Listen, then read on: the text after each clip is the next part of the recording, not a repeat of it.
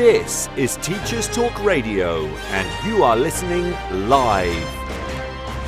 Good afternoon and welcome to the afternoon show with Famida Choudhary on Teachers Talk Radio. Today's episode is all about fostering the innovation mindset, a transformative approach to education. It goes beyond just teaching skills, focuses on empowering students to think critically, creatively, and boldly about the future. This is Teachers Talk Radio, and you are listening live. Tune in live at ttradio.org, or to join in the conversation, download the Podbean app and search Teachers Talk Radio. Follow the hashtag TTRadio. Tune in, talk it out with Teachers Talk Radio.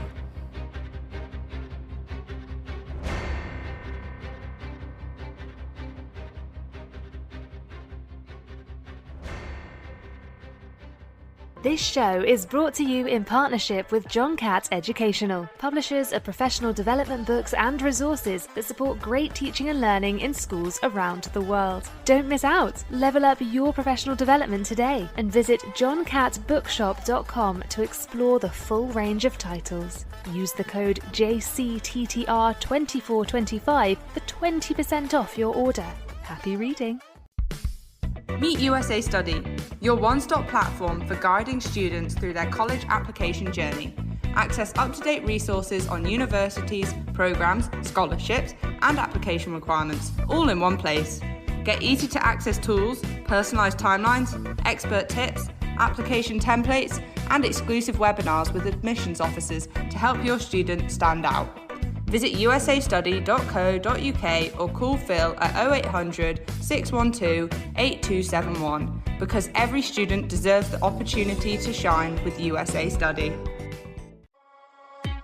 Hey Education Changemakers, ready for something special? It's Bet Show's 40th anniversary and we're throwing a free celebration just for you. Join us at London Excel from January 22nd to 24th to connect, learn and be inspired. Picture this, 300 plus speakers who truly get it, 600 cutting-edge edtech companies, and all the fresh ideas you need to make 2025 your best year yet. So why wait?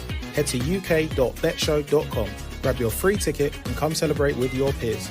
Because this is for you. See you at Bet.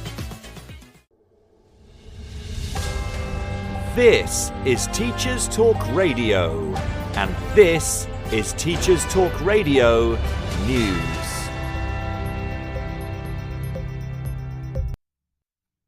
Schools Week reports on the impact government's decision to cut the Latin Excellence programme heads say will have on the poorest pupils. According to the article, many heads believe that the scheme has helped put state school pupils on an equal competitive footing for when they go to sixth form and university, and that the decision to cut it is disappointing. The LEP was created in 2021 to broaden access to Latin under then Education Secretary Gavin Williamson, after a 2020 British Council survey found that just 2.7% of state schools offered the subject compared with 49% of private schools. The decision to axe the scheme was made clear to schools just before Christmas, with the programme set to end in March. Head teachers have said that the mid-year withdrawal is particularly challenging, as schools may not be able to continue the subject until the end of the academic year due to funding squeezes. The response from heads follows comments made in December by high-profile historians and classicists, such as Tom Holland and Mary Beard. A Department for Education spokesperson said that the Independent Curriculum and Assessment Review will make sure all pupils benefit from a curriculum that delivers excellence. The BBC covers news that England's largest education union is voting on whether to accept or reject the government's pay offer of 2.8%. If the offer is turned down, the union will debate at its conference in April whether to hold a ballot for industrial action. The NEU has called the pay recommendation extremely disappointing. A Department for Education spokesperson called the union's response an extraordinary decision. NEU General Secretary Daniel Kebede said that the unfunded proposal was an insult to the profession and that it would lead to cuts to staff or resources or both. The ballot will open on March the 1st and will run until mid-April. The School Teachers Review Body, an independent group for teachers' pay, will recommend a formal pay offer later this year. In a separate dispute, tens of thousands of students in sixth form colleges across England were disrupted by strike action in the last week, as 2,000 NEU members staged a 3-day strike over pay. The September pay rise did not include teachers at sixth form colleges, as the Department for Education says they are responsible for setting their own pay.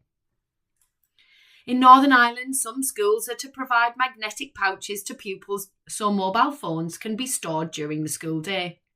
BBC Northern Ireland features comments by school leaders on the plan, which it is hoped will help pupils reduce the temptation to access devices during the day. Pupils have also responded to the scheme, with many saying positive things whilst acknowledging the challenges they may face. The plan was first proposed by Education Minister Paul Givan, but initially faced criticism over cost and issues around pupils' rights. Finally, as the cold snap begins to wane and forecasters start to talk about warmer temperatures on the coming days, many news outlets have covered the impact of the decision to close schools that can have on head teachers. Many have taken to social media to explain how the decision to close, or not, has affected them, with some describing it as awful and really stressful. Schools across the UK have faced challenges in returning after the Christmas break due to the weather, with some being affected by snow and ice, some by heating issues, or, after a thaw, even flooding. One head teacher told BBC Radio that as schools have become less localised, problems have increased. We used to be able to walk to school, but now both staff and children can travel longer distances to come to school. Another head talked of the difficulty in arranging the curriculum to suit online learning for a period of time, despite experiences of this during the pandemic. This has been your Teachers Talk Radio News with Jo Fox. The world is evolving at a rapid pace with technology like AI, robotics, AR, and VR, creating so many opportunities we could only dream of a decade ago. As educators, how can we prepare students not just to adapt to this future, but to shape it? To help us unpack this, I'm thrilled to welcome Homa Deshmukh, a dynamic educator with over 12 years of experience in fostering creativity and critical thinking in students. Huma holds a master's in information technology and is currently a BTech AI and middle years program digital design teacher in Dubai. She has been a trailblazer in integrating technologies like AI, robotics, AR, VR into classrooms, helping students turn innovative ideas into reality while fostering an entrepreneurial spirit. Homa, we welcome you to the session today. Thank you To so much. yeah. Well, and Huma, I know we've been having this conversation like your year has started off with a bang where your school, your students are participating for FLL as well. Yes, next So week we have the finals coming up. I'm sure you're very excited. But yes, Yes. if you could let us all know what is this FLL and just a little bit of brief of your start of the new year 2025. So FLL basically is a very prestigious competition. It's been around for years. It's called as the first Lego League. This is where students from multiple ages they come across. They are given a robotics challenge, and this challenge is a test of their engineering, their math, their coding, their scientific application, and their innovative skills. So it's got multiple parts to the competition. So where they have a robot game, the other one is where they have to come up with an innovative solution for a problem. So this year the focus is actually submerged, which is underwater, and you'd be surprised to know that we've actually traveled up to the Mars, but we've not explored the underwater or the sea as much as we've done the space. So it was really nice to learn because we've only mapped 26% of our entire ocean floor. So while you get with the students with these kind of competitions, you're starting to inquire, you're starting to research. There's so much more learning for us as educators as well. So I think it's been a journey, which is soon going to come to the end next week. But yes, I mean, the year Jan itself has been very busy in terms of innovation, robotics, and STEM in particular, because this is the perfect amalgamation of all your learning, all your skills together.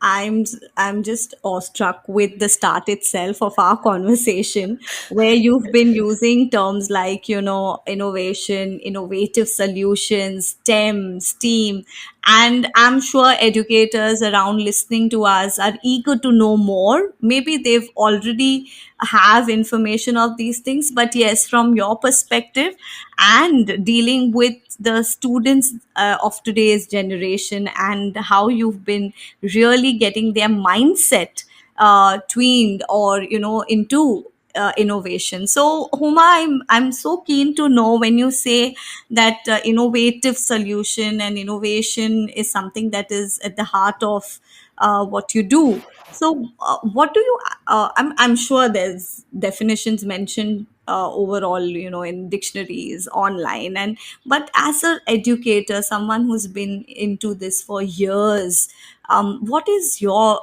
definition of innovation?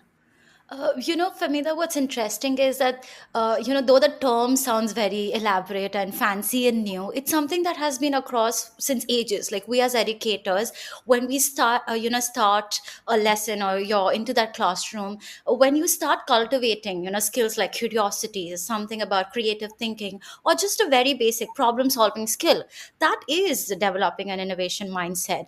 It's something where you empower students with such skills that they can face any real world challenge.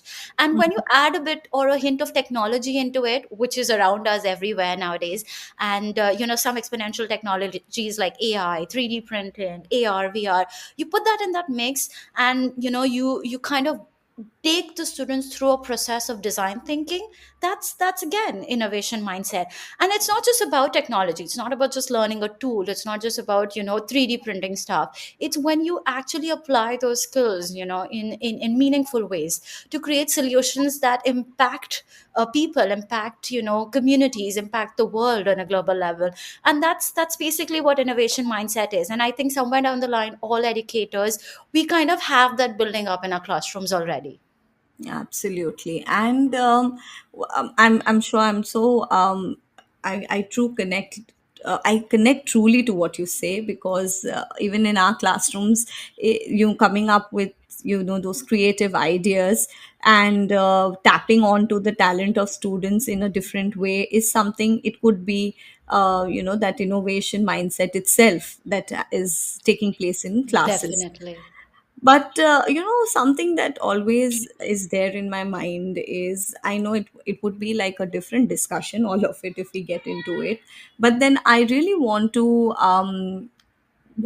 to throw some light on this with our listeners, that are our teachers confident enough to take up these risks of embedding innovation and technology in classes, also looking at the perspective from, like, a few educators amongst us have been like from years in this field, and they're quite experienced in their pedagogy. But when you look at the way technology is advancing, and the way teachers have to keep up pace to what is there around, and make sure that this learning is in lessons for the betterment and engaging of our students who are under our care. So I think it's a kind of a little bit of juggle. Not everyone will take it as it comes. But yes, I'm sure, because it's the need of the hour, maybe they want to trial it out, they want to work around. But I'm looking at that level of confidence, that do you think these, as educators in the field that we are, and some are just sticking to their foundations, like what they've been doing has been working, And here you have the different mindset where it triggers ideas, it gives students to get into those entrepreneurship thinking, and getting into different ways of presenting things. So looking at this entire thing, Huma, and your interaction with core teachers, colleagues, and to our listeners, what would you like to say? Famita, there's a lot of factors that contribute to this. When you mention about, are the teachers ready? Are the teachers willing to do this? So yes, obviously there's a comfort zone always when you get into teaching. You've been doing this for years, and then when there's a shift, obviously there's a lot of concern in terms of, are we ready? Are we familiar with it or not? Is it safe? Because there are certain teaching practices that have been tried and tested, and we know it's going to work. But the first thing that I always, there's a little term that I always carry a little quote that says, feed your teachers so that they don't eat your students. This is something very interesting that I caught a while ago. It basically says, once you get your students, or if you want your students to excel, you've got to get your teachers ready. So I think as schools, it's a responsibility on the schools, to make sure that the teachers are upskilled. All right, we can start with a very basic professional development in terms of how these new tools and technologies can be incorporated in their lessons. And I think the most important thing is, if you give them that little flexibility to experiment, to fail and to succeed at the same time. Because there are so many times where I've tried something new and I have failed. It does happen that way, where you're trying something Like the new in a trial classroom. and error, yes. Exactly. So give them that little scope where they want to try something new. Don't be so easy, too harsh, where you say, oh, this is not going to work. Give a few attempts, see if it fits with the needs of your students. And I think the teacher in the class knows best. It's on the teacher whether she knows whether how she's going to adapt to the class needs. So I think, yes, the resistance is there, obviously, because traditional teaching methods have been very familiar and safe. Tools are evolving at a very exponential pace. One day you learn something. I'm a computer science teacher, and trust me, what I learned years ago when I was doing my masters no longer exists. It's no longer there. I have to come Mhm. up with learning new technologies, new languages every day. Obviously the base does remain the same, but with students who are already so tech savvy, they know a lot. Information is already at their fingertips. You don't want to be delivering content. You want to come up with something that they would feel excited about. So I think that little upskilling, that little a little flexibility for the teachers so that they can try. I think it goes a long way. Because one more thing is with AI. Mhm. Coming from the IB curriculum recently, when you have a lot of research and inquiry based tasks, the authenticity of the student material is another question. So as teachers, now we're in a fix again. How do we mark a piece of work that has been submitted by the student? How do we Mhm. know it's authentic? So I think Mhm. again the struggle there is, how do we now innovate our assessment strategies? How do we Mhm. now come up with assessment standards that are no longer traditional? So we will have to evolve for the better. I would say it's only going to get easy. We always fear technology. We always say that AI is going to take away jobs. It's Mhm. not that AI is going to take away jobs, that technology is here to replace you. It's just that people who know how to use technology, or people who know how to use AI, are going to be much more successful. So let's get in pace with that. It's going to stay. It's not something that's going away. So we just saying that, oh, it's not for us, is not going to help any of us. We will have to get together. And I think as a teaching community, we've always been very collaborative. We've always shared our learning. So I think we're strong. We'll get through this easily. Absolutely. I think being a passionate educator, one Definitely. thing that is now sticking to my mind is when you're saying an innovation mindset, it's looking at student learning outcomes. And when you look at student learning outcomes, it is the innovation mindset for educators as well.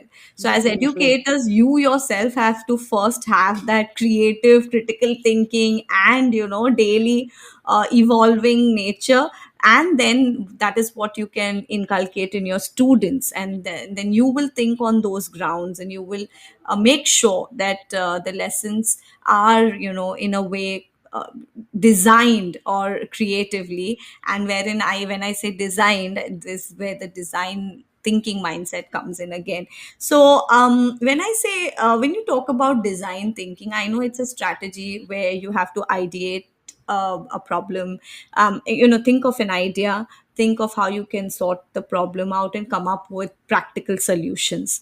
So it's something that really gets on the children on hands-on and real life connections, cross curricular. It gets the students creativity and critical thinking going. But again, what would you suggest for educators when they want to look out to design lessons? I'm sure we are all aware we have chat gpt, now lesson plans are coming in, but at times I have faced this issue, like, I would put in a lesson idea, I would get the learning objective, everything, but still that part of creativity which I want, what I'm looking for, I might not get it directly from ai.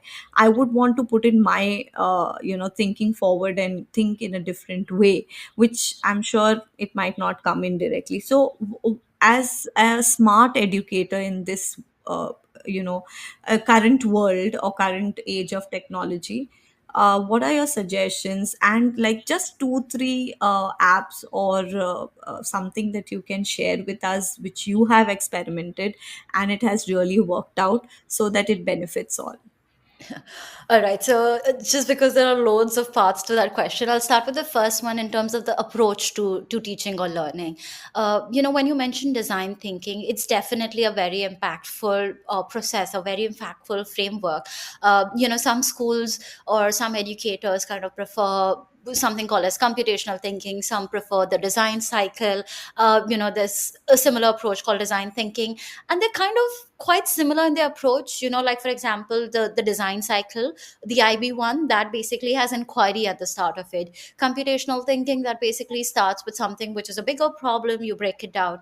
And when you talk about design thinking, I do personally admire this particular framework, because at the core of it, at the entire heart of it is empathy. When you say Mhm. design thinking is actually driven by empathy.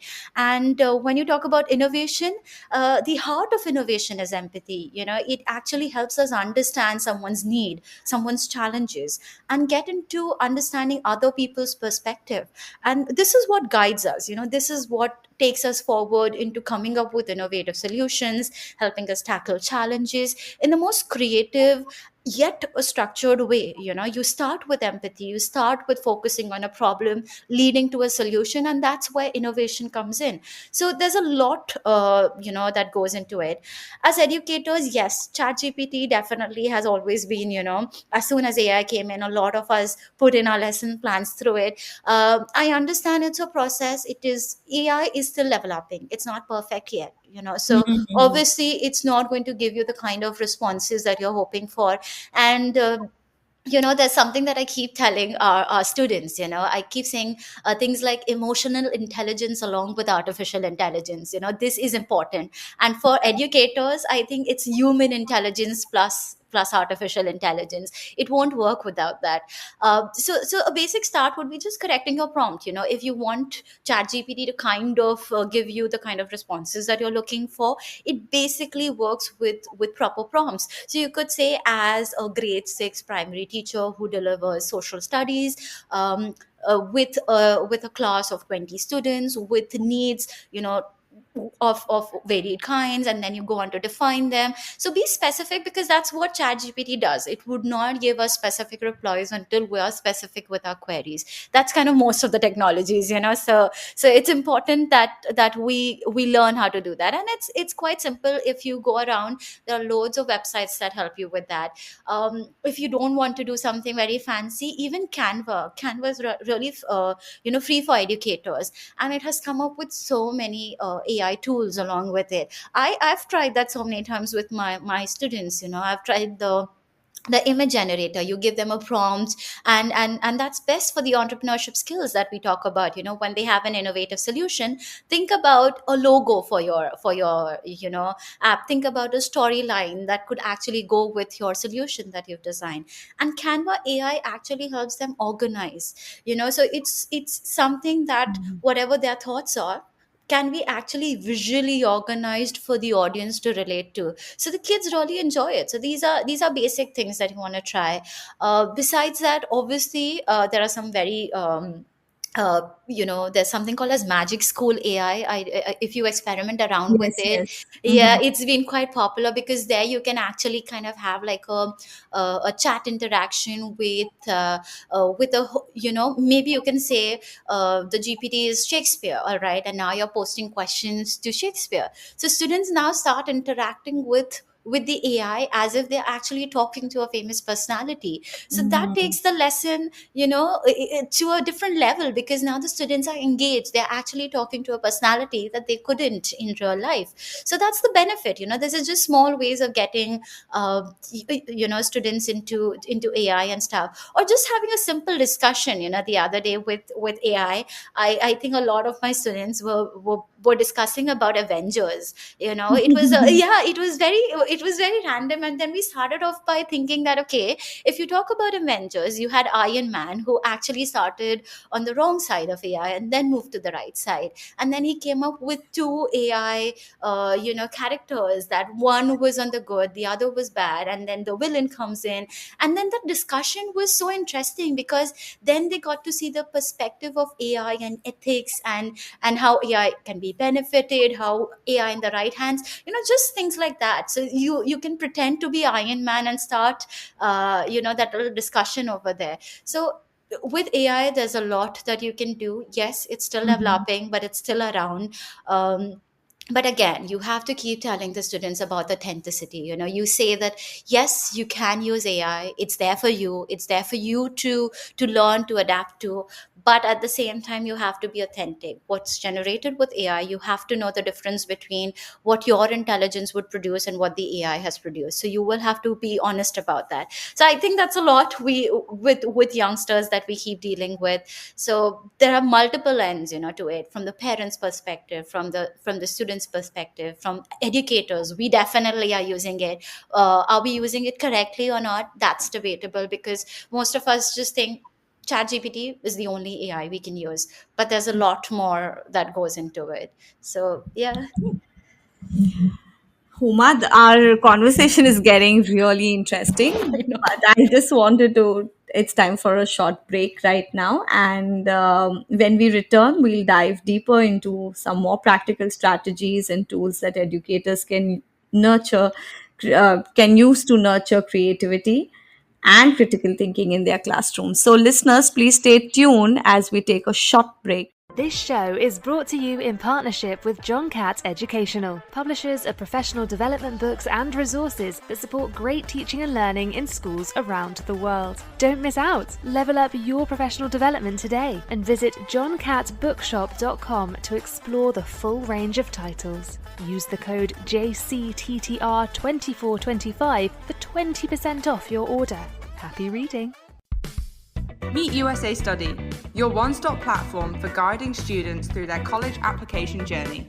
Access up-to-date resources on universities, programs, scholarships, and application requirements, all in one place.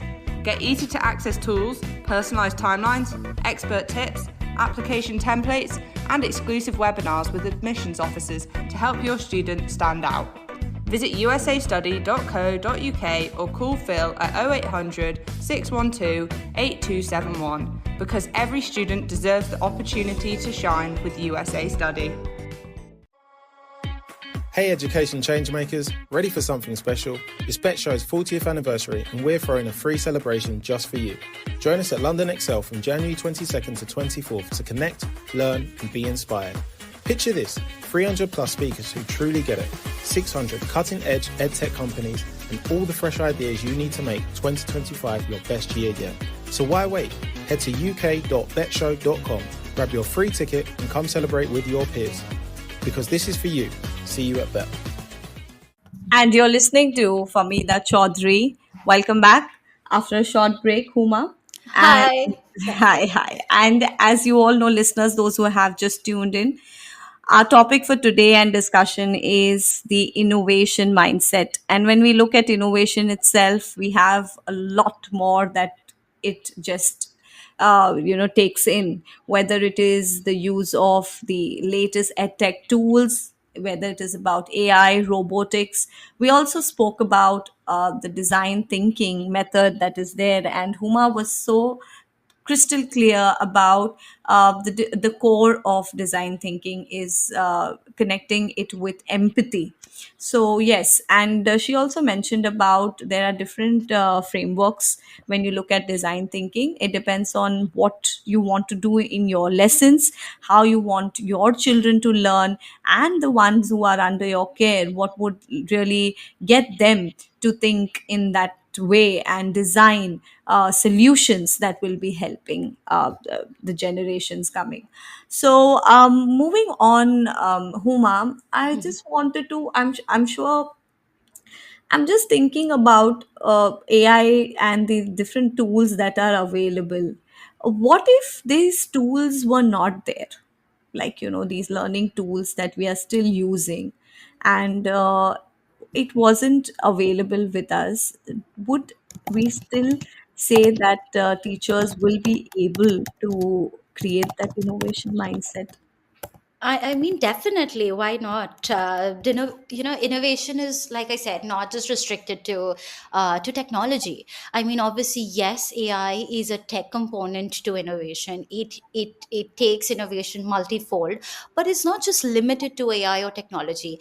I'm sure when we were in our classes, us teachers used to always have some innovative strategy to get us engaged into the lessons, and I think that was exactly what education has always been. As educators, we evolve, we adapt to the need, and AI is like I said, is yet developing, but we teachers have had these strategies for years. We've kind of done this without a laptop. We've started, Mm. we had education even when teachers no longer used PowerPoint. They still had ways to engage students. So it's definitely not just tech based, but yes, going hand in hand with tech is important now.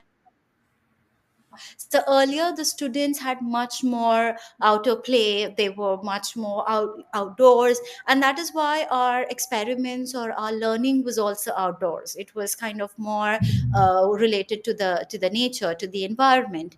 Now, because our students are more adapted to the tech, we have to adapt to tech. So it's more like getting to know the needs of the students. Earlier, the needs of the students were different. Their adaptation was different. Now it's different, so it all comes back to the students in the classroom. So yes, without tech, definitely we could be innovative. It doesn't have to be something in terms of technology, but yes, now we cannot even think about going into a classroom without a laptop or a PowerPoint presentation or asking ChatGPT about different strategies. But yeah. Yeah, I totally agree to what you have just, shared with us. I'm also, while you were talking, the one thought that came in my mind, it was about initially we used to have this along with, like, one was design thinking, the other was STEM based activities, and then that STEM became to STEAM. So, Yes. what is your, how you've come up from STEM to STEAM? Like, what was your journey? Actually, there's another one that's added to it. That's stream. They are add the Oh, R to it. Yes. So we keep evolving. We just keep adding more to it. But it's like the cross curricular links. Again, like I said, yes, innovation mindset or innovative technologies have always been around. We've kind of been there. Even for STEAM, we did that earlier as well. But now, like I said, it's stream. So we've got the science, technology, reading, engineering, art, and math all combined together. Now, what it actually does basically mean is, connecting all their learning. It's not something that we didn't do earlier, but this is much more focused, where you take the learning from different subjects and you connect them together. So it's a big part of fostering an innovation mindset. Students start thinking about creativity with analytical thinking. All right, they're trying to bridge the gap between different subjects and learning. So someone who is interested in science could still learn mathematical concepts with the process of STEAM. um, it's very simple. You kind of a very simple example to introduce theme or STEM or stream into teaching or education would be just start with a focus on one of the sustainable development goals. All right, this is the easiest way to get started. Mm-hmm. Just put up an SDG up on the board. The first thing that you tell the students to do is start with an inquiry, start with a research. All right, and that's where the R does come in. So we're kind of looking at the research related to it. After that, you tell them to start focusing on the problem and narrowing it down. So we Mm-hmm. bring in that design thinking approach to it. So obviously the SDG is there. You tell them to empathize with a particular problem. All right, and then you narrow it down to what you want to solve. You lead them to that solution. And Mm-hmm. while they are leading towards the solution, that's where all their learning comes into it. They might say, oh, you know what, we learned something like that in science. I can apply that and solve this problem. And you know what? If I want to make a prototype, I could use a particular robot or a virtual tool online and show you how that solution would look like. And to show you that solution, I'm going to sketch a prototype first, and that's where the art comes in. All right. And Mm-hmm. while I'm sketching, I need to be specific of the dimensions of that particular prototype, the speed or the velocity of that particular robot or the car that I'm designing.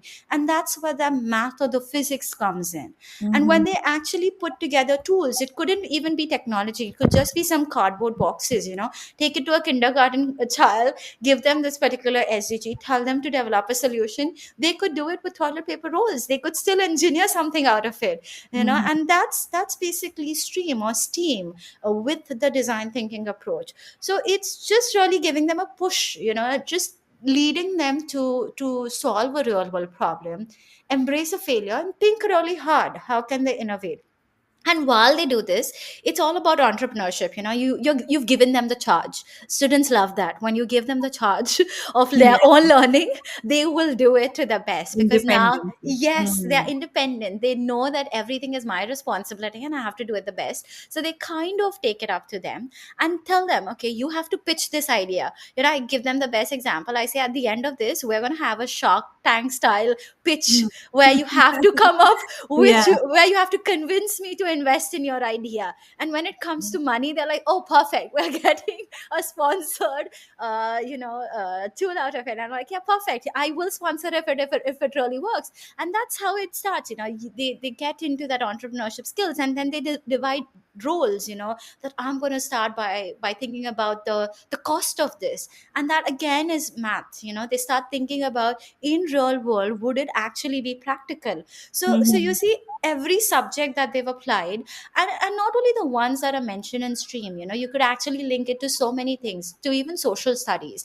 Like, for example, you tell them historically what were the inventions that were there, or the innovations that were there, and take inspiration from them. Talk about the failures that were there. How could that have been solved? All right. I think with this, I'll just share one basic thing that I always love. I mean, my students love this. Uh-huh.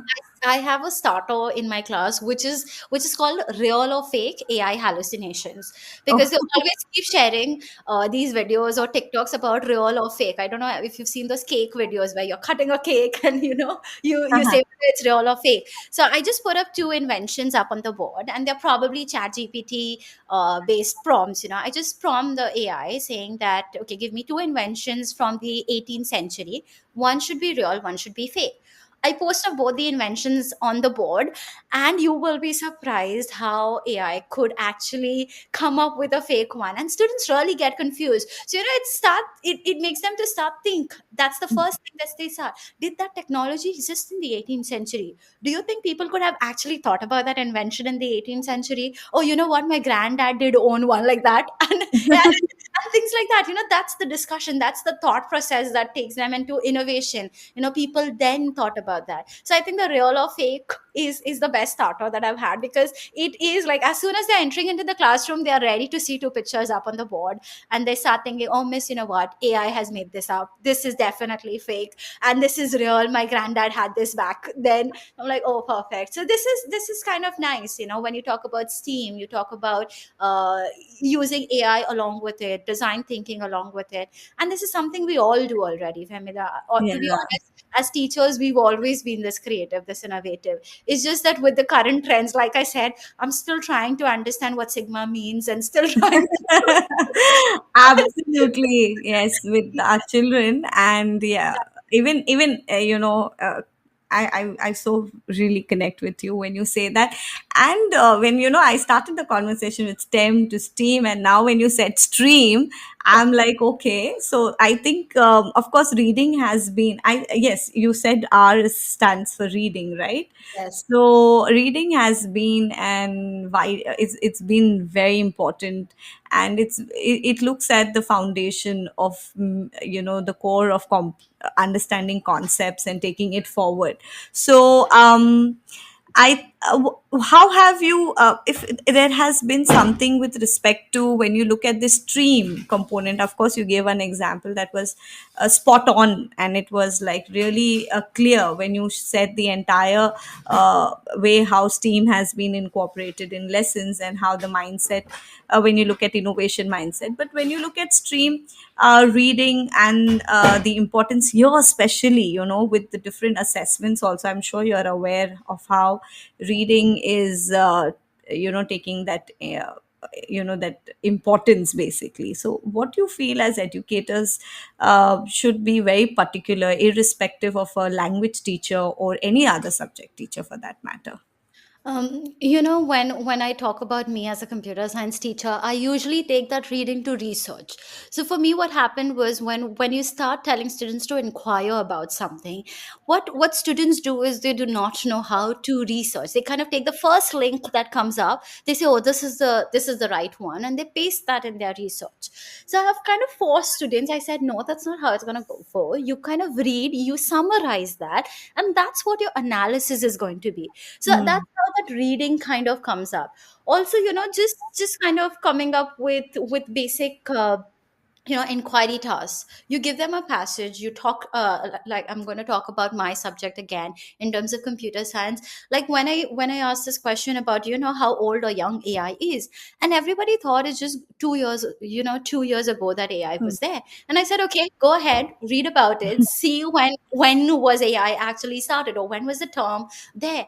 And then it started this little process. They started reading through websites, thinking about it. Yes, obviously I would have loved them to go to those hard copy books, which every language teacher wants them to leave their devices and go back to the old school books and get there.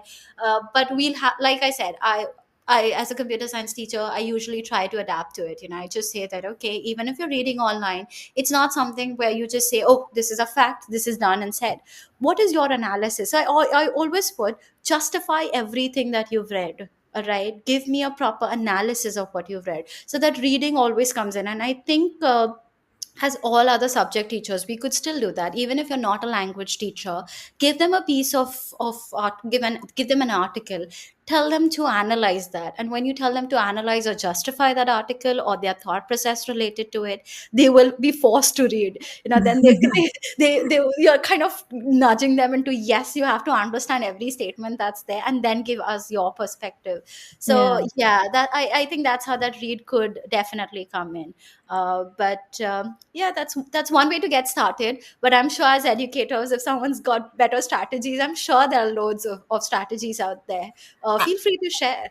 Yeah, I'm sure my listeners currently listening to us, and you've definitely going to connect with what examples Huma is sharing, and you would have those light bulb moments in your lessons when you've been, focusing on that innovation mindset, whether it is team, stream, design thinking, so much there, and this is all for us students at the end of the day. When I was just trying to think also on the basis like initially or in like 10 years down the line when we used to say the holistic development of a child, we used to think of okay, moral ed and different value based learning, and then you have the academics. But when you look at these strategies, when you look at these frameworks that are currently available, they are like all in one package. So they are actually trying to get our students consciously or subconsciously learn this, connect to it, and then apply it in their real lives, and they are actually applying it, not really knowing that they're doing so, right? Definitely. I mean, this is kind of very important, for us. Like when we talk about these processes, yes, we all have these strategies there. We've all been doing that. It's with the ultimate goal, because now education is no more content focused. They already have the knowledge available. Students don't need a text which is obsolete or something that's always been there. And that's where the need for innovation has arisen. We will have to continuously evolve and adapt, because it's about how they are going to use that knowledge or the information to now solve a problem, to kind of relate to that. And I think design thinking is always very very interesting. Famida, I'd like to share one example when you talk about design I thinking. love your examples. Thank you. Please go Yeah, ahead. yeah, sorry, but because when you talk about teaching and learning and stream, again, this was we've always had these project based learnings and these kind of things, and it goes easy with my subject. Yes, obviously being from computer science or ICT or robotics, but I think every teacher can do this. So we had a very simple example in our classroom, and I think when I say design thinking, I'll relate. I think most of the audiences will relate to it, because design thinking has empathy attached to it. So I had two of my grade six girls. So the idea was to come up with an innovative solution, and they were to focus on one of the sustainable development goals, like I mentioned. So the thought was, these two young girls, they decided to come up with a programmable wearable band for a classmate of theirs. And it was such a thought, because this classmate that they were referring to here was on the autistic spectrum. So they Mhm. really kind of empathized with a classmate. So when I said focus on the SDG, they started thinking locally. They said, how about we start with a solution for one of our classmates? And because he was nonverbal and he kind of expressed himself more through hand gestures, so Uh-huh. they decided to take his gestures and map it into a solution where he wears a handband, and every time he does a gesture, that gesture is translated into text so that the other classmate understands what he's trying to say. And for me, Amazing. that was the best thing. This was like, oh, this is learning, this is what we This is want. true learning. Yeah, Exactly, absolutely. because they've taken every concept of science, technology, engineering, math, empathy, your social studies that you talk about, the reading, everything combined. And this is what we want our students to be. We want our students to be empathetic global citizens. The broader picture is that for them, this is important. And I think that is what we need to cultivate within our students. And if you give them the opportunity, it definitely works. So yeah, this is just I something, just want, because you are I just mentioning want design to, thinking. yeah, I just want to add on to what you said is teaching still remains a noble profession. We, Definitely, you definitely. can't take that part of it away irrespective, even if we are saying we are becoming technologically advanced and the way we are dealing with children. But yes, and when these moments just Exactly. I'm sure get I get goosebumps when you say that, the child wanted to think beyond the SDG and start from the class itself. How amazing it is to come up with that idea and share Exactly. it, yeah, You know, independently. this Yes. is this is true inclusion when we talk about it. This is where that inclusive environment comes in, because the student knows how to make another student feel inclusive, feel a part of their group, about the class. So this was one of those moments, and I think we all have these in our classes. So whatever approach we do now, it's all come down to teaching them skills, teaching Mm-hmm. them to be better, taking responsibility, taking charge of their own learning. So we've kind of just shift focus from text based content to actual application based and skills, because this is what's going to be there in the future. Because recently I was speaking to parents, and when we had a little workshop where parents were discussing about the future careers that the kids are going to have, Yes. and I Yes. said, don't worry, it's something that we can never be prepared for. It's we just have to prepare our students with the right skills. We know that there's going to be a change, definitely there's going to be a change, but we know that once the student has that skill to tackle any problem, all right, they don't fear about coming up with solutions, they don't fear failure, they don't fear taking risk. I think they're quite fine, they're in the right space right now, and our students can do much more wonders. Imagine a grade 6 child thinking about something like that. So we are in the right place, and Yes. I think however exhausting teaching can be, at the Yes, end of at the the day. end of the day, when you have such Exactly. moments, it is like your job done well. I think, yeah, Definitely. that satisfaction is something that cannot be replaced by any emotion for that matter. Definitely. So I think our conversation is really getting to what we want, and I'm sure educators are getting connected to. Look at the likes that we are getting. I Oh, am thank so you. glad to see that. But yes, we have to go in for a short news break, and we'll be back, Huma.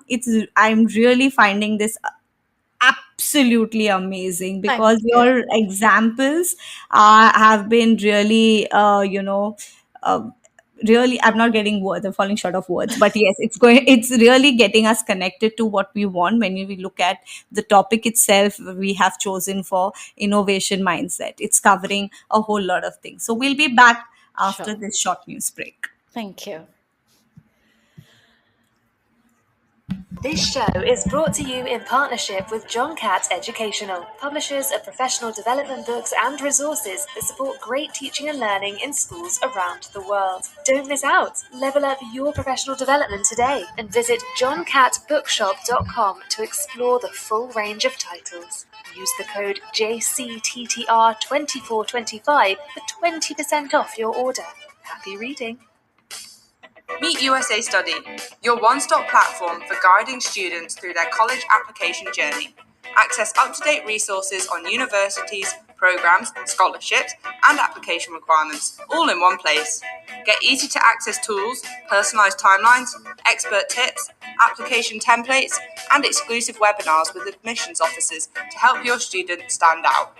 Visit usastudy.co.uk or call Phil at 0800 612 8271 because every student deserves the opportunity to shine with USA Study. Hey education changemakers, ready for something special? It's Bet Show's 40th anniversary and we're throwing a free celebration just for you. Join us at London Excel from January 22nd to 24th to connect, learn and be inspired. Picture this, 300 plus speakers who truly get it, 600 cutting edge edtech companies and all the fresh ideas you need to make 2025 your best year yet. So why wait? Head to uk.betshow.com, grab your free ticket and come celebrate with your peers. Because this is for you. See you at Bet.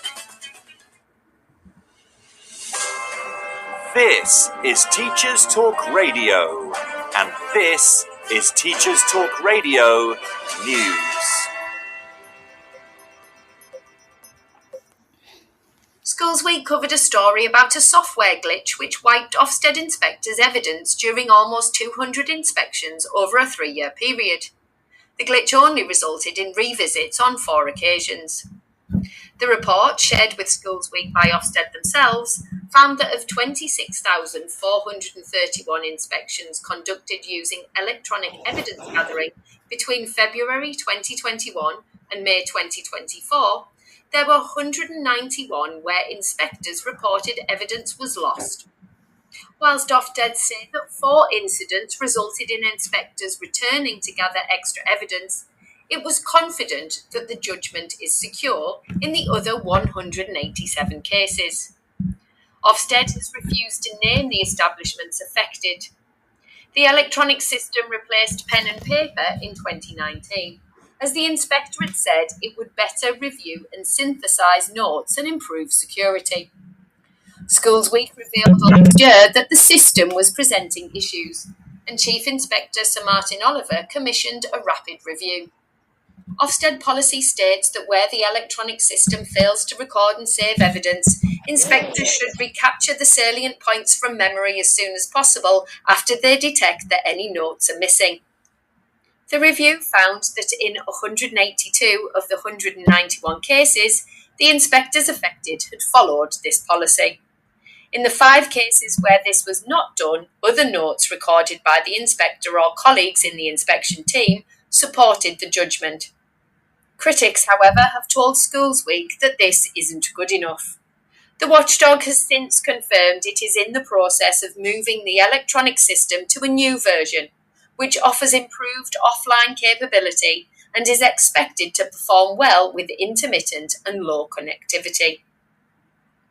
The BBC covers plans by government to reintroduce a piece of legislation aimed at protecting free speech on university campuses.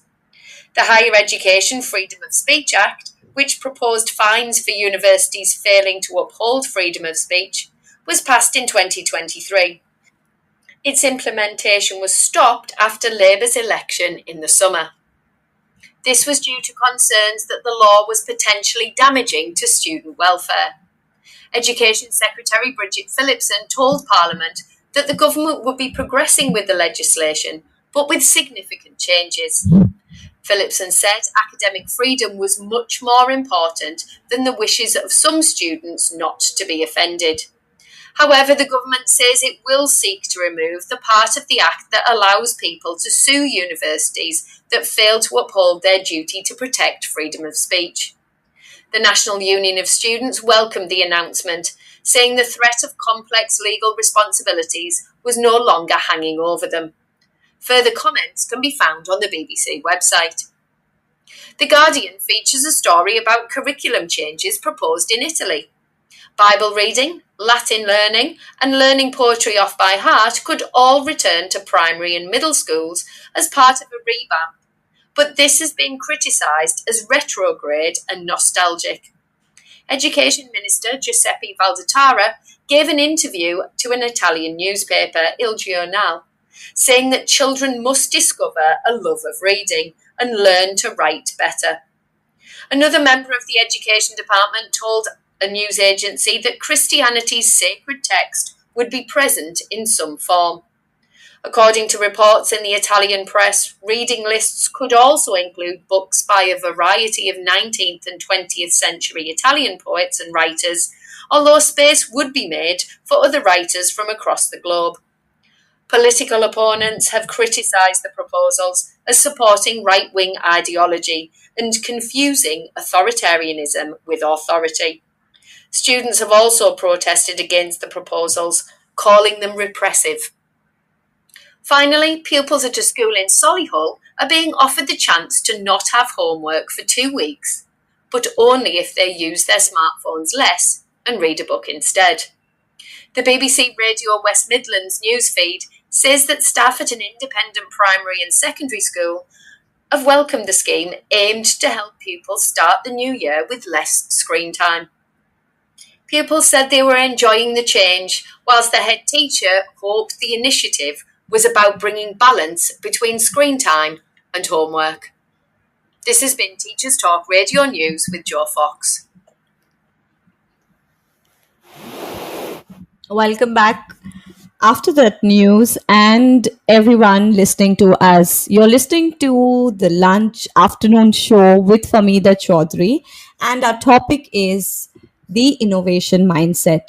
It's been an amazing discussion and conversation with Miss Homa, who has had 12 years of experience, and her examples that she has been sharing has been really and an eye opener for me, because she's really got into practical strategies and her experience which we can connect to and apply in lessons too.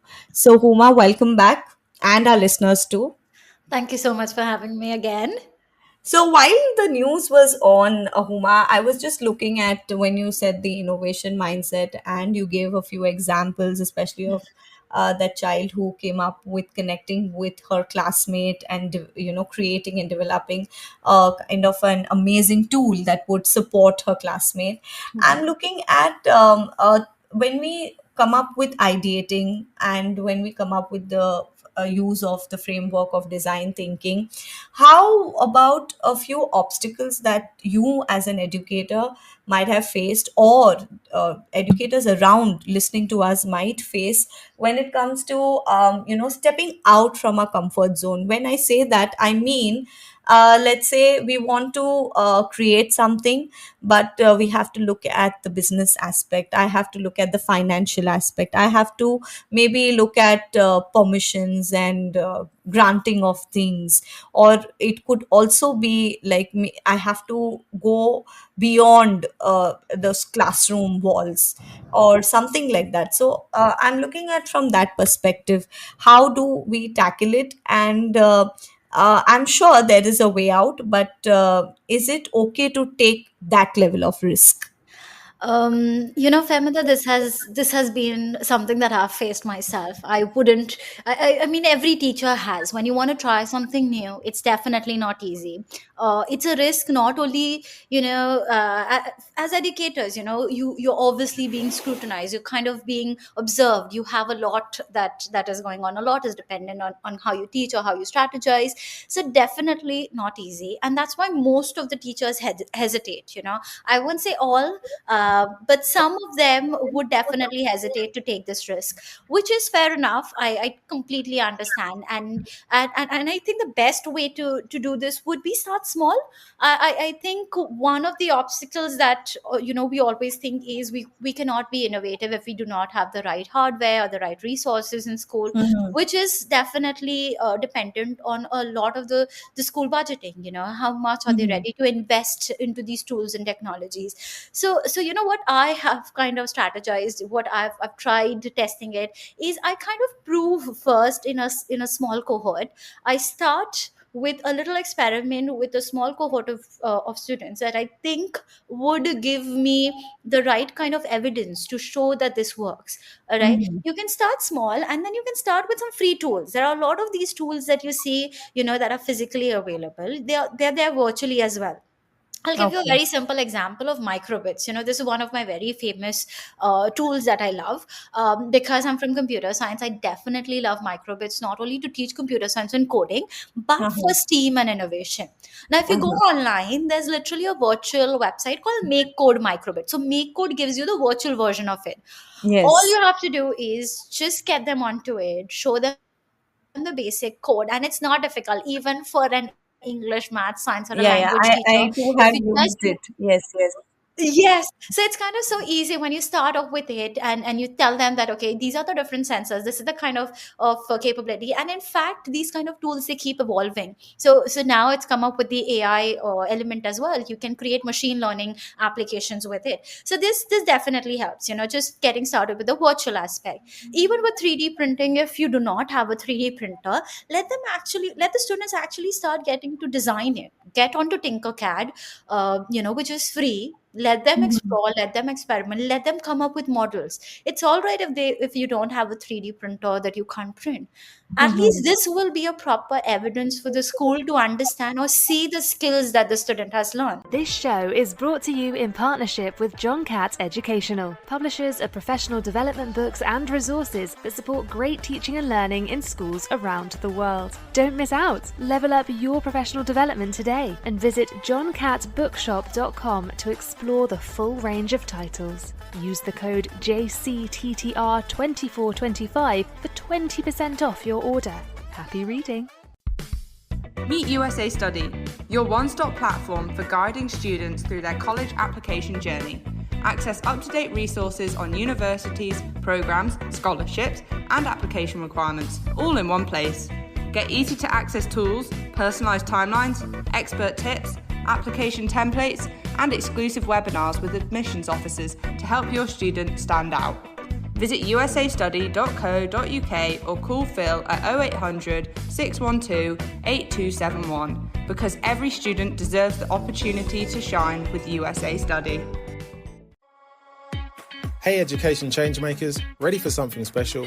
It's Bet Show's 40th anniversary and we're throwing a free celebration just for you. Join us at London Excel from January 22nd to 24th to connect, learn and be inspired. Picture this, 300 plus speakers who truly get it, 600 cutting-edge edtech companies and all the fresh ideas you need to make 2025 your best year yet. So why wait? Head to uk.betshow.com, grab your free ticket and come celebrate with your peers. Because this is for you. See you at Bet. One more, when you talk about these kind of virtual applications, I think one of the best websites that I've tried when I want to explain AI is machine learning for kids. If you go to Mm-hmm. machine learning for kids, this is the best tool where students understand what machine learning is in terms of AI image recognition or AI text recognition. This can be done in many ways, so when you Mm-hmm. when you explore it online, the kids really understand what machine learning is, and it's so nice because they have a lot of tutorials, they have a lot of lessons, they support you in all the ways, so that these kind of free things or tools which are already easily accessible, when you start building that culture within the school environment, you will definitely see that ripple effect. You will see teachers starting to see the excitement in the class, and that's where they'll be ready to take the risk because someone else has taken it, and you kind of experimented, and then you're ready to share that, okay, this didn't work. Like, this is how we experiment, and then you say, you know what, this didn't work in this class, Mm-hmm. let's try something different, or let's try a different approach, or the next time you'll just get better at it. And that's the kind of approach we're looking at, and that develops gradually. It definitely will take a while. I'm not saying it's going to be one day you go with a big list of things that you want and you'll get it never works that way. It never works when you want the best. Obviously, I would love to have the best 3D printers or the best AR VR technology, but it's not possible. It's definitely a limitation. But I think the biggest limitation is in our mind. If we Yeah. don't, yeah, if we are not ready to let that go and try and experiment, it will never work. So the first step, okay, take a class that loves you, you love them. Just start. I know we love all of them, but Yeah. there'll always It's be one which you can where the experiment on. strength lies, and Yes. also where, as you mentioned, you would foresee, predict Yes. basically an outcome. Yeah. Exactly. Yeah. And that's why you start understanding, okay, this worked, this didn't. Why didn't it work? Should I continue with it or drop the plan? Now that's exactly how we can keep evolving. So this is I think the best way. Obviously, it would require some time and upskilling and some strategies. Yes. I would say don't give up your weekend for this. I understand we're all busy. Even if you give 20 minutes or 30 minutes on these particular websites, connect to somebody online who's already tried it, Hmm. ask them about how they strategize or share a lesson. And I think there are loads of lesson already there online. You can always look for resources. Take that lesson. You already have AI at your assistance. You can ask AI to strategize it based on your student needs and how it would suit your class or your expertise based on your subject, and it works. Now this obviously, you know is based on things like computer science and technology and science and math. Even for social studies, there's if you talk about certain AR tools, so just starting with Google Earth, just let them explore. I think a lot of these, or even quizzes or Kahoot, now they have AI, the When ones you that. say social studies, I really, I know of students who have been dreading this subject just for the aspect of being so, related to only gaining information or increasing your knowledge. But now it's like the tables have turned over, so it's like Definitely. currently investigating, looking at the Exactly. archaeological aspect of it, literally getting into research, which you mentioned, Yes. even the research that you mentioned, it's not only just cut paste, take an information and put it. It's all about an analysis. It's looking at critical thinking. It's looking at Yes. the way you summarize the information. Exactly. The So that, perspective matters. For some students it may mean something else. For someone it could mean something else. And because Dubai is relating to Dubai, because Dubai is such a multicultural place. You've got people from all around the world. I think it definitely helps because they have all their ideas and solutions from around the world. You yes. kind of then know, oh, all right, this worked there, this didn't work there. Why? Because of the particular geographical environment, all right, or the Hmm. history of the place, or things like that. And this is the best way to take a class forward, I think. Yeah, that's again another amazing example that you have shared, Huma, with us. And I think we can go on, and we cannot let this show end, because I so feel that, you're touching upon those elements of the innovation mindset, which is so very critical and important for as educators and in the field of education. I'm also trying to connect, where when we say the innovation mindset and these different technologies, it's literally making life so purposeful. I'm thinking, even Definitely. as educators, when you have to take that risk, explore something, your valuable time is invested in something great, because Exactly. that time you might not realize when you're researching and reading about and wanting to go next and do it in your class and experiment it. And what might just come up in the class might be like, something really great, where the outcome, it could go beyond your expectation as well, isn't Definitely. it? And it Definitely. could be those moments that the children like you might have not thought of, and it could have create, as you said, even if one teacher starts, it might have a ripple effect, so the others might carry on. It's same with the children, right? One student Definitely. might just spark an idea, and then it might have that effect in class where every day is becoming purposeful. Perfect. I mean, absolutely. I think as educators, we all have, I'm sure everyone has these examples. I know I've been given the chance to speak about it, but anyone who's been in a classroom definitely has loads of stories of all of these things. And we've all been innovative. I think we just don't give ourselves the credit.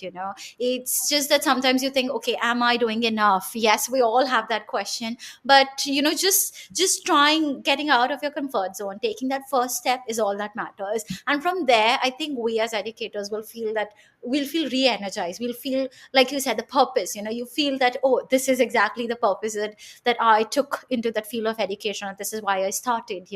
And like, the innovation mindset, like you said, is not just for the students, it's for us as adults as well, in every part. I think from teaching to learning to education. I think parenthood has also evolved. So if you go to see this, there's so much that Absolutely. has changed. So this discussion can never end. We can always keep going on about something or the other. But seriously, today's conversation with you, Huma, it has been truly inspiring. We've Thank you. explored how fostering an innovation mindset can literally empower students to think critically, solve problems, embrace technology, empathy in meaningful ways. From Definitely. integrating exponential technologies to encouraging design thinking, the tools and strategies we've discussed, especially your examples, were really bang on. All about preparing students not just for the future, but to create it. Thank you. So, I would like to end with these powerful words: empowering students starts with empowering teachers. When we cultivate curiosity and creativity in the classroom, we open the doors to endless possibilities. Let innovation guide the way. Thank you, Huma, for sharing your incredible insights and passion for education. And to all our listeners, thank you for tuning in. Let's take this conversation forward and continue to inspire innovation in every classroom. Until next time, keep dreaming big and innovating boldly. Huma, if you yet want to just end with some last strike of words, please go ahead. I think you've summarized it best. So we'll leave it to that. But thank you so much for having me. I think, this was the best platform because you can share so many things. And I think as educators, we're a very strong community. I always take pride in that because you will never find one educator who's not ready to share their practice. They'll always be eager to do that. It's quite the opposite. We love to share because that's how we grow. And I think this is the best community to be a part of. Yeah, thank you. That's so true. And my dear listeners, thank you for tuning in. We'll meet up next time, next Saturday for the afternoon show with Miss Famida Choudhary. You've been listening to Teachers Talk Radio. Tune in live and listen back at ttradio.org. We look forward to hearing from you next time on Teachers Talk Radio.